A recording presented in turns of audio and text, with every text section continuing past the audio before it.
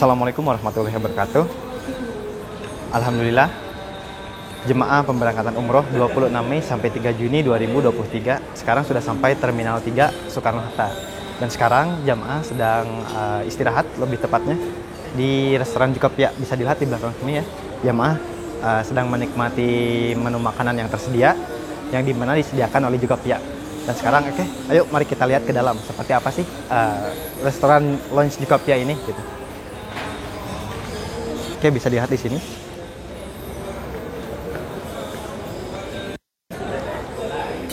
Nah, ini ada minumannya tersendiri gitu yang disediakan di sini, yang tersedia di sini.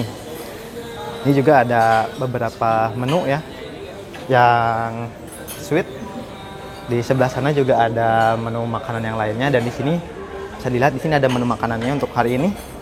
Ada daging, terus sayur-sayuran, mie, juga yang lainnya. Alhamdulillah, insya Allah untuk pemberangkatan hari ini kita akan take off jam 14.50. Maka dari itu kita sekarang jam 10 sudah sampai di Jukapia untuk istirahat terlebih dahulu, dan nanti akan dilanjutkan langsung untuk check-in dan proses imigrasi, kemudian kita lanjutkan untuk boarding.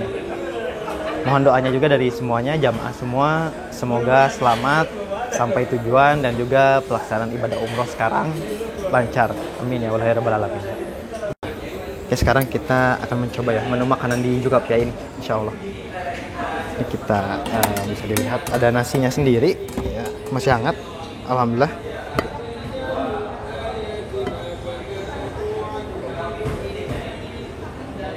Oke. Dan selanjutnya kita ada kentang, barangkali Bapak Ibu suka, sedikit aja. Dan juga di sini untuk menu lainnya ada mie.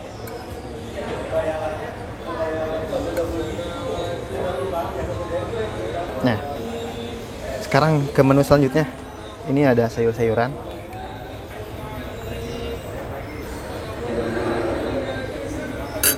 Dan yang terakhir, sini ada daging. Oke, untuk menunya hari ini. Jangan lupa ada sambal juga. Dan juga ada kerupuk di sini. Ini kita ada guava jus guava ya, jambu, orange juice, dan air mineral putih. Ini bisa disesuaikan dengan selera jamaah masing-masing. Oke, terima kasih. Nah, oke, satu lagi ya untuk yang tadi ini, di sini ada ketan hitam. Bisa dilihat. Dan selanjutnya ini kita ada air panas juga. Di sini tersedia air panas. Di sini ada pilihannya. Ini ada kopi, ada gulanya, dan ini teh ya. Jadi jamaah bisa menyesuaikan dengan selera masing-masing. Mau minum kopi boleh, mau teh juga boleh, gitu ya. Oke, bismillah, kita akan mencoba makanannya.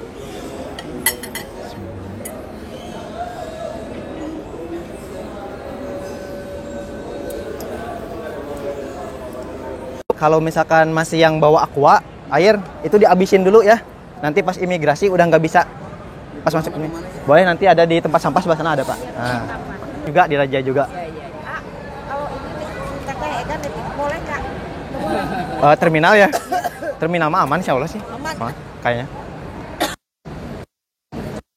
Terus untuk ini ya, Bapak Ibu lihat di sini.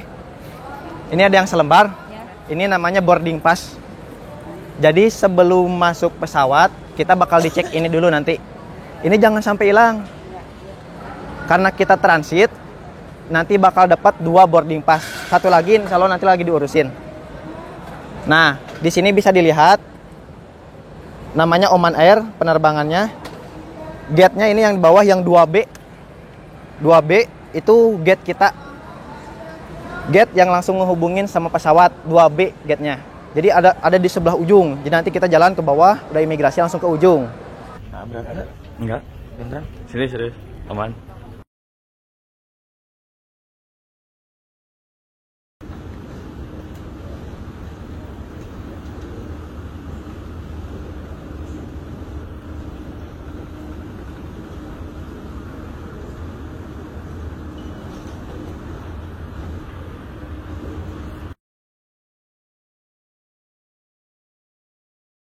ke sini. Jadilah kemudian Utsman 3 hari ya nyari di sini di sumur ini nggak dapat. Tadi sekali lagi sumur ini nggak ada keberkahan tertentu apa-apa, cuman hanya ingin sekedar kan kita wisata supaya tahu kenapa yang lainnya nggak dibuletin, kok yang ini dibuletin. Ini sumur namanya sumur Khotam. Dan untuk hadis-hadis yang berkaitan dengan sumur ini insya Allah saya akan sampaikan nanti di dis. Jadi jelas ya, tahu di Masjid Kuba ada sumur, pembangunannya airnya dari sini, minumnya dari sini, seger banget. Ini namanya sumur Khotam, cincin atau sumur Aris. Karena yang dulu yang punya sumur ini seorang Yahudi namanya Aris. Udah ya, kita sekarang menuju bis. Yuk. Ke siapa?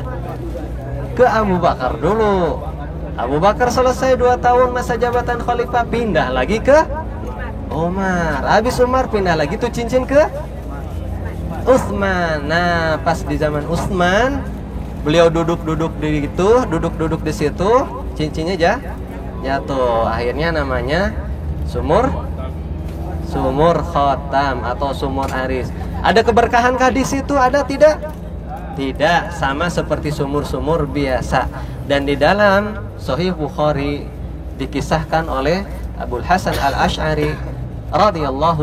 al-Asy'ari radhiyallahu taala anhu, beliau mengatakan, aku satu ketika, kata Abu Musa nih, aku pengen ada satu hari yang menyertai terus Rasulullah Shallallahu Alaihi Wasallam. Pengen bareng satu hari full. Dicarilah di mana Rasulullah Shallallahu Alaihi Wasallam. Kemudian mana nih Rasul? Ke rumahnya nggak ada, di area rumahnya pun nggak ada. Kemudian akhirnya orang-orang mengatakan Rasul barusan pergi ke arah Kuba, ke masjid yang tadi kita kunjungi.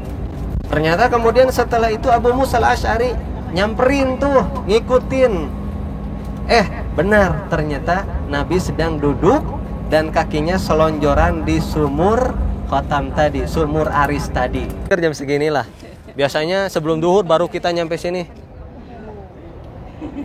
Oke, siap? Assalamualaikum warahmatullahi wabarakatuh.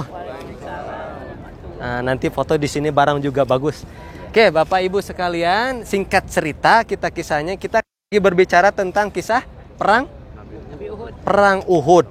Antara siapa dengan siapa? Pasukan Rasulullah Shallallahu Alaihi Wasallam dengan pasukan kafir Quraisy. Alasannya ini terjadi di tahun 3 Hijriah. Alasannya adalah orang kafir Quraisy ingin balas dendam atas kekalahan mereka di perang Badar. Orang kafir Quraisy kalah tuh di perang Badar. Mereka ingin balas dendam di pertempuran kali ini. Nah, singkat cerita, jumlah kaum muslimin di awalnya 1000 dan jumlah pasukan kaum kafir Quraisy di saat itu 3000.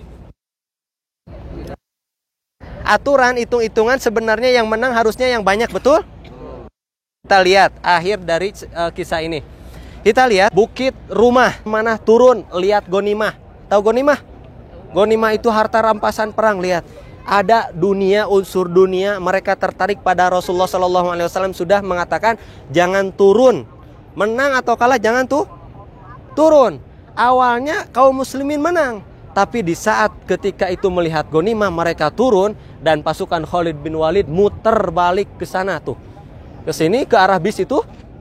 Akhirnya nyerang dari belakang dan banyak kaum kafir Quraisy dari belakang posisi kaum muslimin ngumpulin Ghanimah.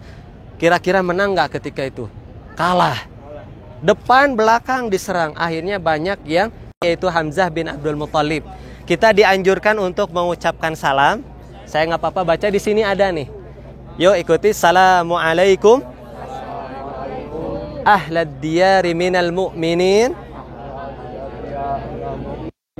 wal muslimin wa inna insyaallah lalahiqun.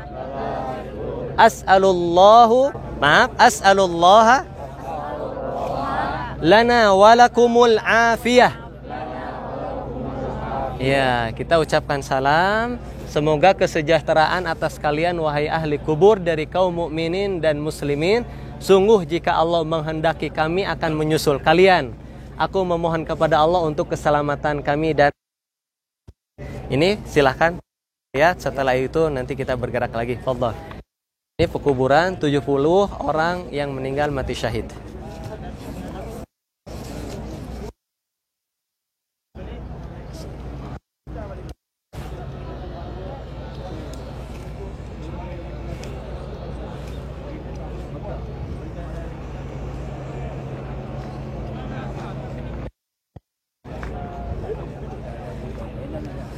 Yuk, sudah yuk, udah.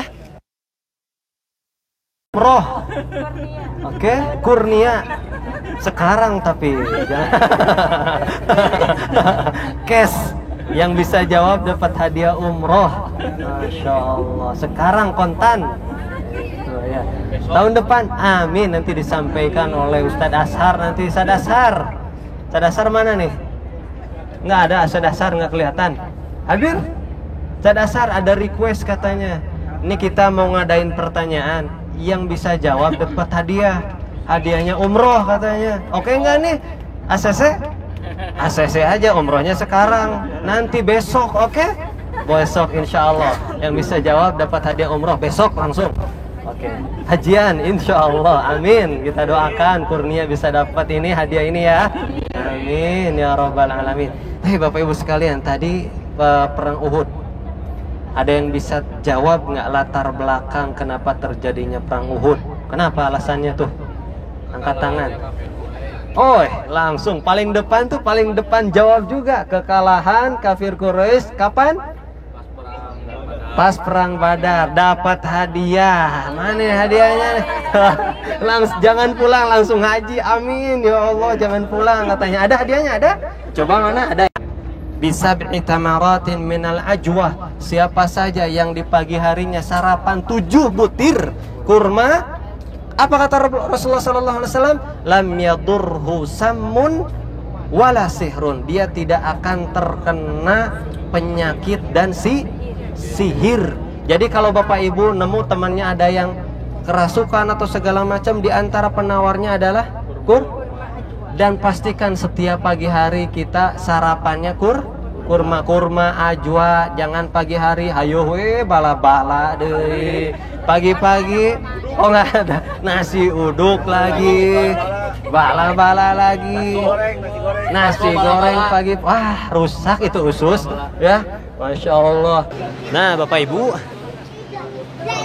kalau ini tuh berbagai cetakan yang diterjemahkan ke berbagai negara. Nah di sini juga ada kaset nih. Kaset kalau dulu tahu nggak kaset yang kayak gini? Oh Pak? Oh, iya tahu. Nah kaset. 89. Masya Allah. Iya. Kaset dulu mah tipnya. Tip. Ini udah Yang wakaf dengan yang iseng nyimpan supaya ngerusak Islam itu ketahuan dari hologram yang tertera di mushafnya. Banyak misalnya orang-orang yang ingin merusak Islam tiba-tiba masuk ke masjid kemudian nyimpan Al-Quran yang dirubah, diotak-atik.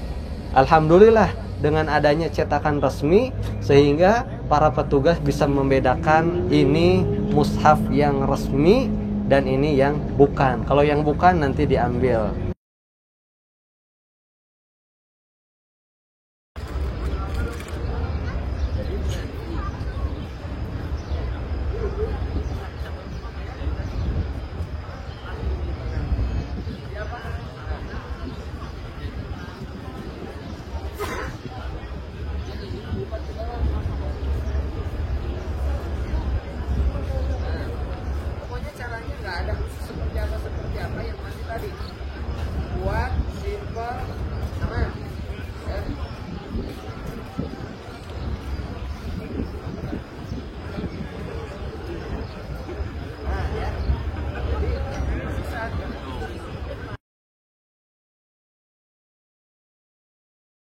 Kemudian peci. Ada yang pakai peci? Tidak ada, alhamdulillah. Ibu-ibu ada yang pakai kaos tangan? Tidak ada. Pakai tutup muka? Tidak.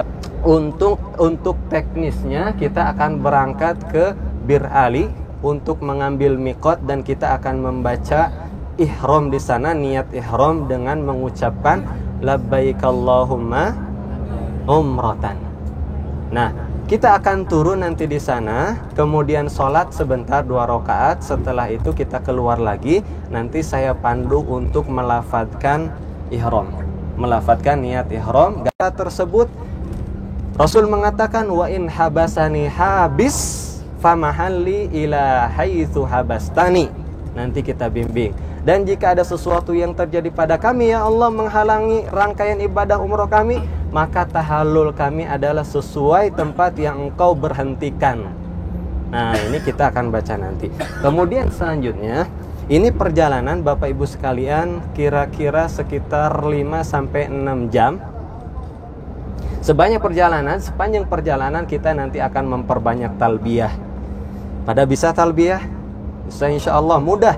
Labbaik Allahumma labbaik, labbaik la syarika laka labbaik, innal hamda wan ni'mata laka wal mulk la syarika lak. Itu sepanjang perjalanan. Dan nanti pun kita akan mendapati sepanjang perjalanan kita mentadaburi, mentafakuri indahnya ciptaan Allah, kuasanya Allah. Kita akan lihat kalau di Indonesia mungkin gunung itu hijau-hijau, seger gitu ya, Masya Allah. Di sini di antara bumi Allah pun ada, Allah Ta'ala menciptakan dengan kekuasaannya gunung-gunung yang batu, pasir, gersang. Ini dalam rangka apa? Dalam rangka bertafakur terhadap penciptaan Allah Subhanahu wa Ta'ala. Jadi perjalanan nanti sekitar 6 jam. Kemudian kita nanti akan masuk ke hotel terlebih dahulu, dan kita akan kasih space waktu sekitar setengah jam untuk misalnya ada urusan dengan kamar mandinya, silahkan diselesaikan dulu. Kemudian yang mau berwudu silahkan, yang mau ngeguyur badannya mungkin panas itu juga boleh, silahkan. Tapi jangan pakai yang wangi-wangi. Silahkan nanti di hotel di saat di Mekah. Setelah itu kita akan kumpul di lobi, dan setelah di lobi insya Allah kita akan melaksanakan rangkaian berikutnya ibadah umroh, yaitu tawaf di sekeliling Ka'bah, kemudian dilanjutkan dengan sa'i di antara Safa dan Marwah, kemudian ditutup dengan tahallul.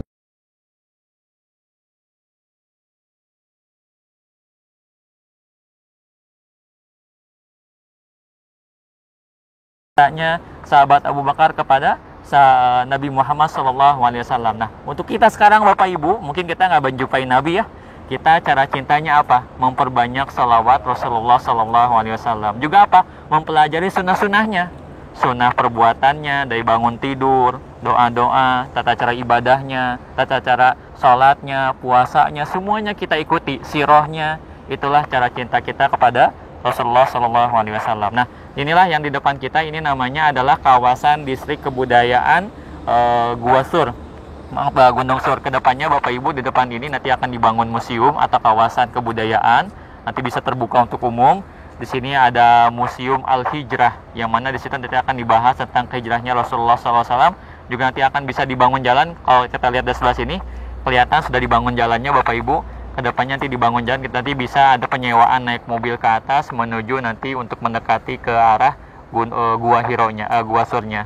Juga nanti insya Allah mungkin akan dibangun teleferik, kereta gantung, sehingga nanti bisa naik ke atas sana, gitu ya.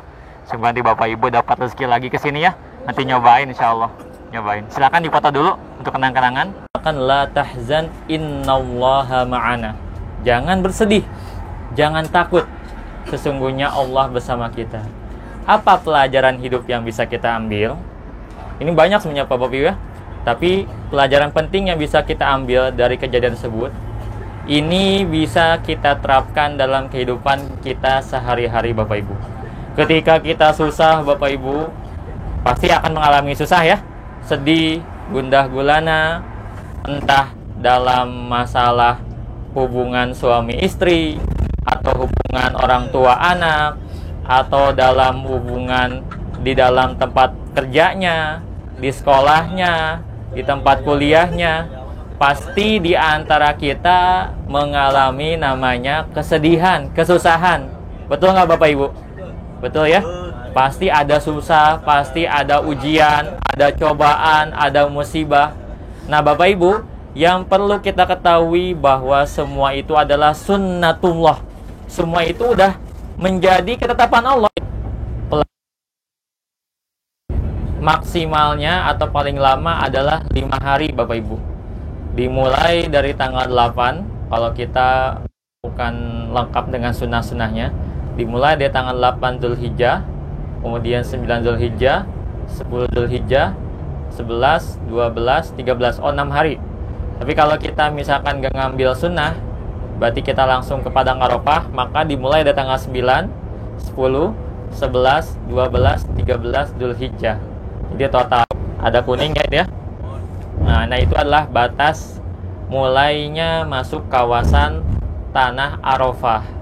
Gelincirnya matahari, maka diadakanlah khutbah di hari Arafah. Kemudian setelah itu melaksanakan sholat duhur dan asar secara jamak qashar, jamak di qashar. Ini sudah mepet waktu hajian, jadi kita hanya bisa melihat dari jauh saja. Nah, ini sedang diadakan pemugaran. Ini persiapan untuk hajat besar, hajatnya umat muslim seluruh dunia. Kecil ini ya, lebih tepatnya disebutnya Bukit Rohmah.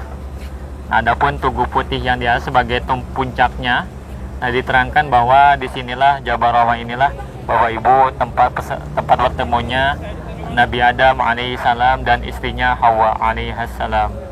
Nah Bapak Ibu, di tempat Jabal Rahmah ini saat Rasulullah SAW haji wada, beliau berwukuf di sini, berdoa di sini sampai terbenam matahari. Nah sebenarnya wukuf di Arafah ini tidak khusus hanya di Jabal Rahmah. Bapak Ibu bisa wukuf di mana saja, yang penting di kawasan Tanah Arafah. Di mana saja boleh. Mau di sana, di sini. Cuman saat itu memang prakteknya Rasulullah SAW memilih tempat wukufnya lah di Jabal Rahmah. Prakteknya saat hajian itu Bapak Ibu semuanya tumpah ruah di sini. Ada yang naik ke atas berdoa. Siang-siang Bapak Ibu, bayangkan panasnya kayak sekarang, mereka udah ke sana berdoa. Mereka rela berdoa panas itu kenapa? Karena yakin Allah Subhanahu wa taala pasti akan mengampuni dosa-dosa. Minta ya Allah, ya Rabbi, ya Ilahi, ampuni dosa-dosa kami sampai nanti terbenamnya matahari. Ya, semoga Bapak Ibu dapat rezeki bisa haji semuanya. Amin ya. Mumpung Bapak Ibu masih di sini Bapak Ibu ya, banyak doa, banyak minta ke Allah, termasuk minta haji. Gak ada yang mustahil Bapak Ibu. Minta haji, minta doa ke Allah, minta haji. Minimal seandainya kita keburu meninggal, kita insya Allah dengan niat yang kuat, insya Allah dapat pahala hajinya insya Allah ya. Mari Bapak Ibu kita foto dulu, silakan difoto dulu buat kenang-kenangan ya. Ibu-ibunya silakan Ibu sebelah sini Ibu, kita foto dulu. Di mengandung api dari api siksaan, api neraka, maka dihancurkannya lah pasukan bergajahnya Abroha. Dan di kawasan ini Bapak Ibu, di kawasan ini, kawasan perbatasan antara Muzdalifah pen ada semua Nabi Ismail pen udah itu ya.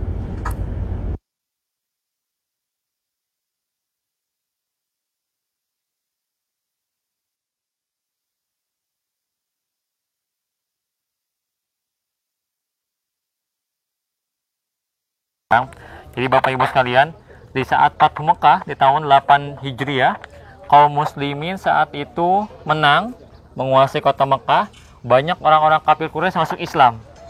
Setelah itu, melihat suku Hawazin yang masih menentang agama Islam, Nabi Muhammad mengajak para sahabatnya dan orang-orang kafir Quraisy yang baru masuk Islam, yaitu Mu'allab, berangkat ke sini. Kita bayangkan dari Mekah ke sini Bu, lumayan jauh nih. Ke sini. Nah, kita lihat alamnya Bapak Ibu. Itu berbukit-bukit ya. Nah, saat itu suku Hawazin menang secara tempat karena mereka tinggal di bukit-bukit. Kaum muslimin yang baru datang situ kewalahan awalnya. Jumlah mereka banyak, tapi karena merasa pede duluan dengan jumlah yang banyak, akhirnya hampir sempat kalah. Karena orang-orang Hawazin ini ada di bukit-bukit. Tapi berkat pertolongan Allah Subhanahu wa taala, akhirnya kaum muslimin berhasil menang. Nah, setelah menang, mendapatkan jarahan perang, orang-orang Hawazinnya banyak juga yang masuk Islam. Harta jarahan perangnya dikumpulkan di sini. Nabi Muhammad SAW menginap hampir kurang lebih 13 hari. 13 hari. Nabi sempat di sini mandi, minum. Nah, Bapak Ibu, ada yang unik saat itu, saat mengumpulkan harta rampasan perang. Saat itu ternyata orang yang mendapatkan jarahan perang yang paling banyak oleh Nabi diberikan kepada siapa kurang lebih? Kepada orang Muhajir? Orang Ansor? Bukan. Ternyata diberikannya yang paling banyak adalah kepada orang-orang kafir Quraisy yang baru masuk Islam. Kenapa? Untuk menarik hati mereka supaya teguh di dalam agama Islam. Saat itu sempat cemburu orang-orang Ansor. Kok dibagi? Saya nolong Nabi sejak lama, saya masuk Islam, tapi kok yang dibagi lebih banyak ternyata orang-orang yang baru masuk Islam tadi. Nah, disinilah Nabi Muhammad mengatakan, kalian apakah ridho? Biarkanlah harta untuk mereka, tapi apakah kalian ridho apabila saya bersama kalian?